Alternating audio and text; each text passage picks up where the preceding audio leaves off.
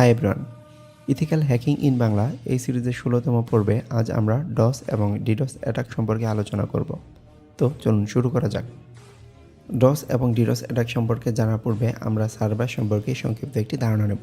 প্রতিটি ওয়েবসাইট কোনো না কোনো সার্ভারে হোস্ট করা থাকে, আর সার্ভার সাধারণত আমাদের কম্পিউটারের মতোই হয়ে থাকে।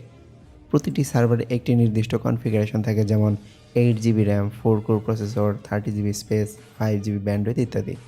আমরা যখন একটি ওয়েবসাইট ভিজিট করি তখন ওই ওয়েব সার্ভারের র্যাম, প্রসেসর, ব্যান্ডউইথ ইউজ হয়। প্রতিটি সার্ভার একটি নির্দিষ্ট সংখ্যক ট্রাফিক হ্যান্ডেল করার এবিলিটি রাখে। ধরা যাক একটি সার্ভার একসাথে 5,000 ইউজারকে সার্ভিস দিতে পারে। এখন যদি 6,000 ইউজার ওয়েবসাইটটিতে ভিজিট করে, তখন ওই ওয়েব সার্ভার সঠিকভাবে সার্ভিস দিতে পারবে না, লোডিং টাইম বেড়ে যাবে এবং অনেকের ক্ষেত্রে সার্ভার ডাউন দেখাবে। একটি রিয়েল লাইফ এক্সাম্পল হচ্ছে, যখন এসএসসি পরীক্ষার রেজাল্ট দেওয়া হয় তখন আমরা ওয়েবসাইটটিতে ভিজিট করতে পারি না, কারণ ওই সার্ভারের সকল রিসোর্স ইউজ হয়ে যায়। এই সমস্যা খুব সহজে সমাধান করা যায়, তবে আজ আমরা এ বিষয়ে আলোচনা করব না। এখন আমরা ডস অ্যাটাক সম্পর্কে জানব। ডসের ফুল মিনিং হচ্ছে ডিনায়াল অফ সার্ভিস। ডস একটি হ্যাকিং মেথড যার মাধ্যমে হ্যাকার একটি কম্পিউটার ইউজ করে টার্গেট ওয়েবসাইটের সার্ভারে অতিরিক্ত রিকোয়েস্ট পাঠিয়ে সাময়িক সময়ের জন্য সার্ভার ডাউন করে দেয় বা সার্ভারকে ব্যস্ত করে ফেলে। এর ফলে সার্ভার আর সাধারণ ইউজারদের সার্ভিস দিতে পারে না। এটি হচ্ছে ডিনায়াল অফ সার্ভিস। চলুন এখন আমরা এই সিনারিটিও লক্ষ্য করি। এখানে বাম দিকে আমরা একজন হ্যাকারকে দেখতে পাচ্ছি এবং ডান দিকে একটি টার্গেট ওয়েবসাইট দেখতে পাচ্ছি।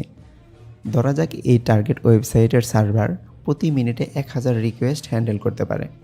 এখন এই অ্যাটাকার তার কম্পিউটার থেকে একাই যদি 1000-এর বেশি রিকোয়েস্ট সেন্ড করে, তাহলে এই টার্গেট ওয়েবসাইটের সার্ভার ব্যস্ত হয়ে যাবে।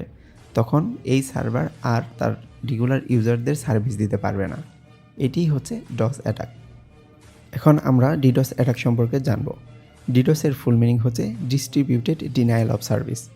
ডিডস হলো মাল্টিপল কম্পিউটার ইউজ করে একটি সেম টার্গেটে অ্যাটাক করা এবং সাময়িক সময়ের জন্য সার্ভার ডাউন করে দেয়া। ডস অ্যাটাক থেকে ডিডস অ্যাটাক বেশি পাওয়ারফুল। এর কারণ হচ্ছে ডস অ্যাটাকের সময় অ্যাটাকার একটি কম্পিউটার ব্যবহার করে। এখন এই সার্ভারের অ্যাডমিন যদি এই আইপিটা ব্যান করে দেয়, তাহলে এই ডস অ্যাটাকটি বন্ধ হয়ে যাবে। কিন্তু ডিডস অ্যাটাকের সময় সবগুলো আইপি ব্যান করেও আসলে কাজ হয় না। দেখা যায় অ্যাটাকার আবার বিভিন্ন আইপি ব্যবহার করে, নতুন নতুন আইপি ব্যবহার করে অ্যাটাক চালায়। তার জন্য এটি খুবই পাওয়ারফুল এবং ডেঞ্জারাস হয়ে থাকে।